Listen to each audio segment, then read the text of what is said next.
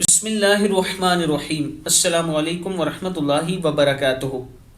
عابد راجہ channel کی طرف سے آج میں اپنے دوستوں کو رسول اللہ صلی اللہ علیہ وآلہ وسلم کا ایک فرمان بتاؤں گا، آپ دوستوں نے اس پر ضرور عمل کرنا ہے۔